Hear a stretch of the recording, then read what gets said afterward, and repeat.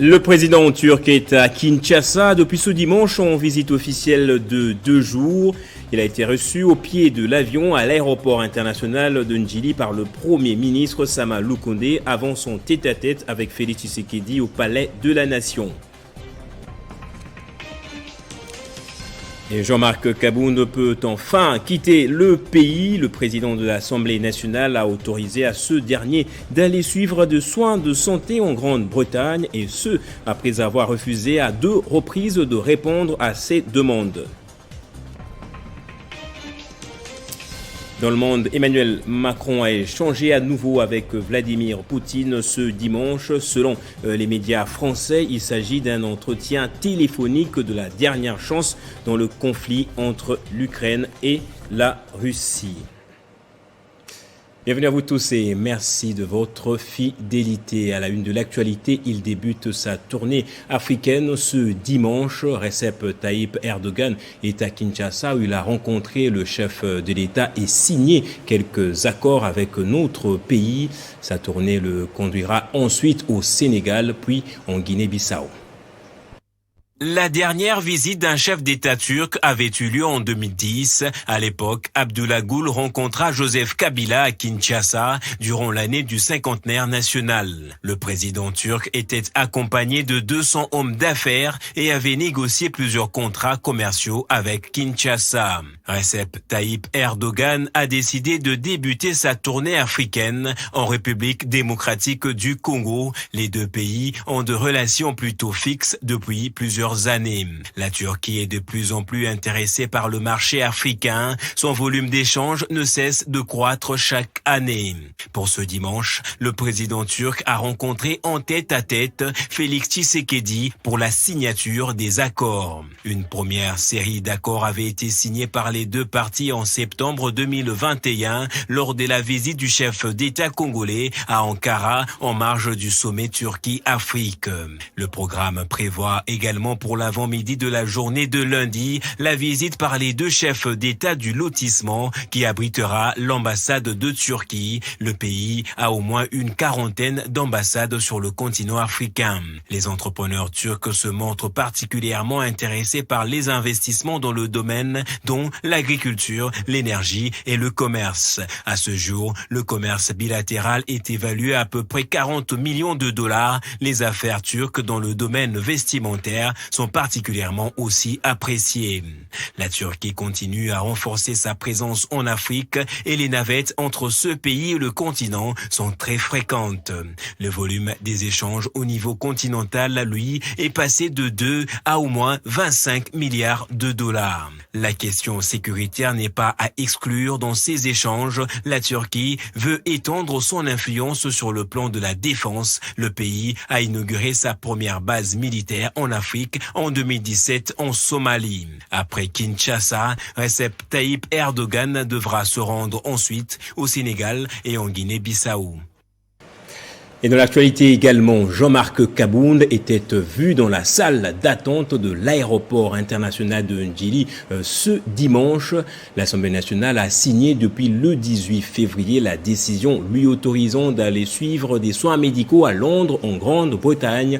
Le toujours premier vice-président de l'Assemblée nationale s'était plaint dans sa lettre du 16 février du refus par Mbosso Nkodia de le laisser aller soigner le traumatisme de son genou gauche. Son évacuation est sous condition selon Jeune Afrique et la durée de sa sortie est de 16 jours, soit jusqu'au 5 mars 2022. Dans le cadre de la redynamisation du parti Envol à partir de la base, Elisabeth Essaki, au cadre de la famille politique chère à Delis Sesanga, a organisé un tournoi de football mettant aux prises quelques clubs de la commune de Barumbu. La coupe a été remportée par le quartier Kapinga pour Elisabeth Essaki. L'objectif était de redonner la joie à cette jeunesse. Redynamiser le parti Envol à partir de la base, c'est la stratégie choisie par Elisabeth Essaki au cadre de l'Envol parti cher à Delis Sesanga. La très populaire Elisabeth a choisi pour cible la jeunesse des Barumbu, prise en haleine par une compétition de football. Tournoi organisé par Patrick Kamouleta dans tous les quartiers des Barumbu. La finale a opposé les clubs de quartier Kapinga contre ceux de Mozindo. c'est ceux des Kapinga qui y sont sortis vainqueurs.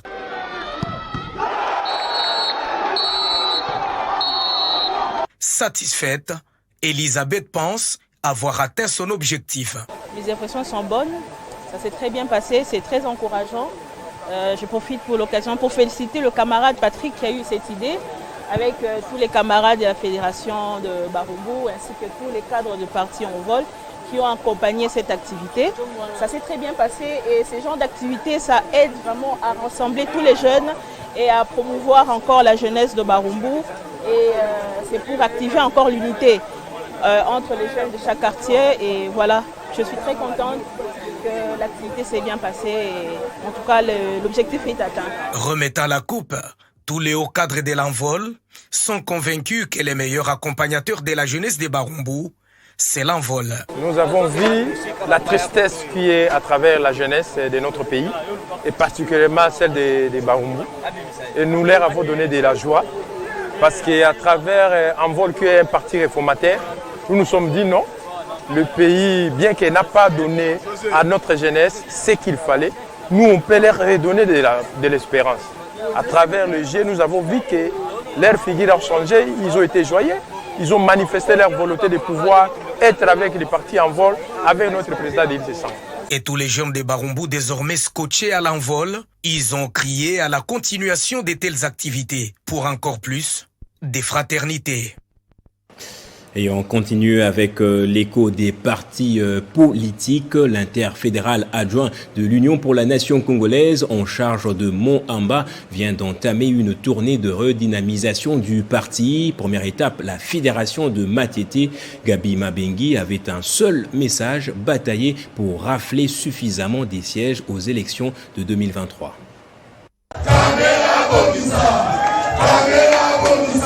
La mobilisation était totale à Matete pour marquer la rentrée politique de l'Union pour la nation congolaise, interfédération des Mouamba. Les militants de l'INC, parti politique cher à Vital Kamerhe, ont réservé un accueil chaleureux au secrétaire interfédéral adjoint en charge des Mouamba. Gabi Mabengi a d'ailleurs été obligé de parcourir une bonne distance à pied jusqu'au lieu de la cérémonie. 2022, année préélectorale, l'INC Mouamba affûte déjà ses armes. Gabi Mabengi a remis à la Fédération des Matete des chaises et des insignes du parti en vue de continuer son implantation dans tout Mouamba. Objectif ? Nous avons un seul objectif, c'est celui de donner au parti au moins 2 députés provinciaux, 2 députés nationaux et 1 sénateur. Je vous avais dit que ce n'est pas un slogan. Le fédéral de Matete a soumis à Gabi Mabengi un certain nombre de besoins, notamment les changements d'adresse de l'antenne INC. Le secrétaire interfédéral adjoint en charge des Mouamba va poursuivre sa tournée dans d'autres fédérations en vue de rafler suffisamment de sièges aux échéances électorales de 2023. Et face à tous les problèmes qui secouent la province du Sud Kivu, la société civile de la province plaide pour l'organisation d'une table ronde qui regroupera toutes les couches sociales. Pour y arriver, cette société civile compte associer le cadre de concertation nationale. On l'écoute. Rencontre entre les délégués de l'initiative de la société civile du Sud Kivu pour la table ronde de paix et développement de la province. Ils pourront répliquer cette expérience auprès des autres provinces qui ont besoin d'asseoir les fils et filles des différentes provinces autour d'une table pour parler de la paix et du développement. Oui, pour nous, en tant que cadre de concertation nationale de la société civile, c'est un honneur de recevoir toute l'équipe qui travaille sur cette table ronde sur la paix au Sud Kivu. Une initiative tellement louable et qui a nécessité l'accompagnement du cadre de concertation nationale de la société civile. Bien sûr, c'est une activité provinciale qui concerne une province, mais en réalité, c'est une activité qui concerne toute la nation congolaise et le cadre de concertation est tellement préoccupé au plus haut point pour pouvoir accompagner cette initiative. Aujourd'hui, remarquant que la délégation qui compose, qui est représentée par toutes les couches et les communautés du Sud Kivu, ça ne fait que renforcer l'idée et la détermination du cadre de concertation de pouvoir les accompagner. Bien sûr, ça ne va pas demeurer simplement au site Kivu, et cela doit être dupliqué aussi dans d'autres provinces à problème. Mais aujourd'hui, nous appelons l'ensemble d'acteurs, que ce soit les politiques, que ce soit la société civile, les partenaires au développement, et les gouvernements, toutes les institutions, d'accompagner, d'appuyer cette initiative qui nécessite d'être mise en place. Parce qu'aujourd'hui, la société civile n'a pas ses propres ressources pour organiser cette table ronde, mais la société civile a des idées. Et ces idées doivent être concrétisées et nécessitent l'accompagnement de tout le monde pour que, effectivement, la paix puisse régner dans cette province. Et nous avons trouvé opportun d'étendre cette initiative dans toutes les provinces du pays. Je pense que la province du Sud Kivu est comme province pilote, mais nous allons aussi entamer d'autres provinces comme la Chouapa, au Katanga et tant d'autres provinces. Et puis elle a regagné sa juridiction dans la soirée d'hier samedi. Les membres du gouvernement provincial au cadre des formations politiques de l'Union sacrée de la nation et une bonne partie de la population ont fait le déplacement de l'aéroport pour accueillir le gouverneur AI du Lualaba. Se confiant à la presse, Fifi Masuka s'est félicité de la réussite de sa mission qui avait pour objectif principal faire rapport des cas de pollution de quelques entreprises minières dans sa province.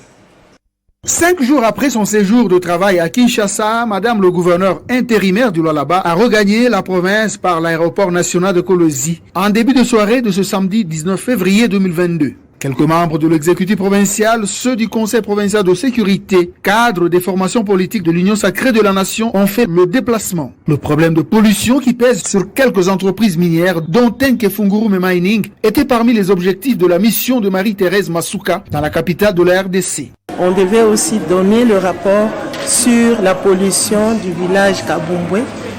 Là où nous avons été nous-mêmes, nous avons envoyé des ministres. Il fallait qu'on donne le rapport. Et la conclusion est qu'aujourd'hui, il y aura une commission. Les ministres vont venir pour qu'ensemble nous puissions constater. Enfin, il y aura une commission mixte pour pouvoir évaluer pour la délocalisation, l'indemnisation ainsi que les restes. L'autorité provinciale était surprise par une mobilisation spontanée de ses administrés qui ont envahi les abords de l'aéroport, chantant et dansant pour elle et pour le chef de l'État Félix Tshisekedi.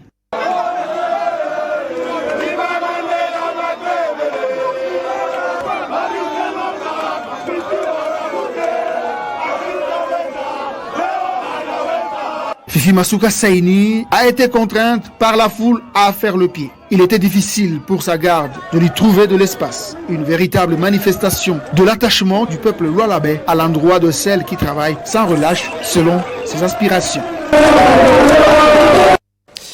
Et en sécurité à présent, cette brève à Béni, les forces armées de la RDC ont mis la main sur un collaborateur des ADF à Kissima, dans le secteur de Rwenzori, au nord Kivu. Il détenait un colis de médicaments destinés à ces rebelles. Le porte-parole du secteur opérationnel Sokola 1 dans la région du nord Kivu, le capitaine Anthony Mwalushai, qui a livré cette information, juge inacceptable de voir un Congolais collaborer avec les ADF qui tuent ses frères et sœurs. Il interpelle par ailleurs le Congolais à plus de sens patriotique pour accompagner l'armée et faire revenir la paix. Le commandant secteur opérationnel Ituri, le général Kasongo Maloba Robert, en mission de commandement et d'évaluation de la situation sécuritaire à Bogapito, Tchabi, Borassi, dans le cadre des opérations conjointes entre FRDC et UPDF dans le territoire d'Irumu. Aucune communauté ou un groupe d'individus peut garder en sa possession des armes pour sa défense et sa protection. C'est la mission exclusive de l'État congolais qui ne ménage aucun effort pour sécuriser toutes les communautés vivant en Ituri. Déclaration de l'administrateur militaire du territoire d'Irumu au sujet de certains Bouchas qui détiennent illégalement des armes et membres des ADF au cours d'un meeting populaire à Tchabi Centre. Être ennemi, ce n'est pas seulement posséder une arme. Quand tu aides l'ennemi avec les informations, tu es aussi ennemi.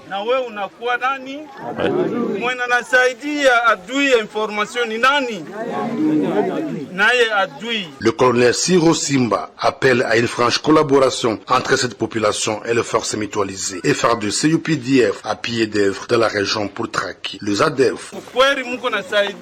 C'est vrai que vous aidez le militaire avec les informations. Augmenter encore, si c'était à 60%, j'aimerais attendre que les commandants me disent que vous augmentez à 100% et ne doutez pas.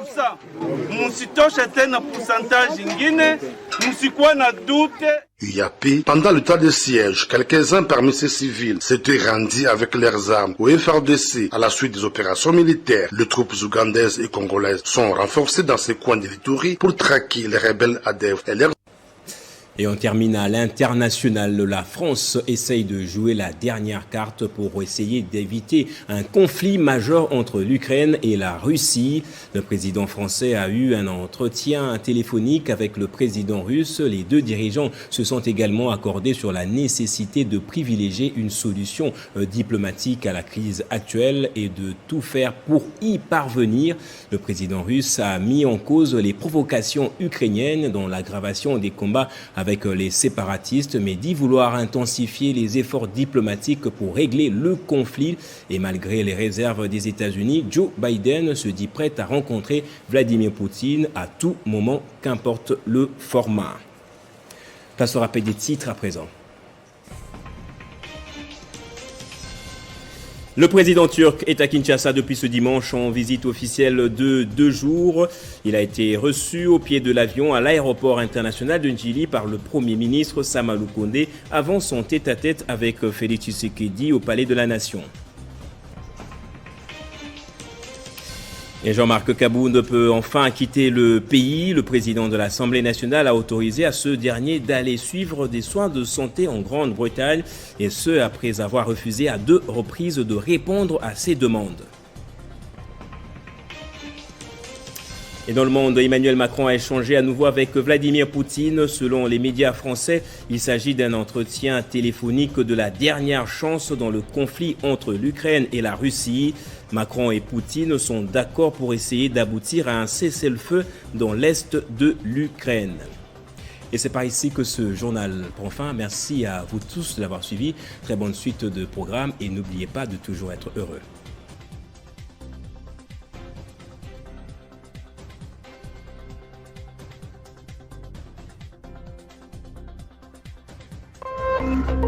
Téléchargez les infos Télé 50 sur www.tele50.cd.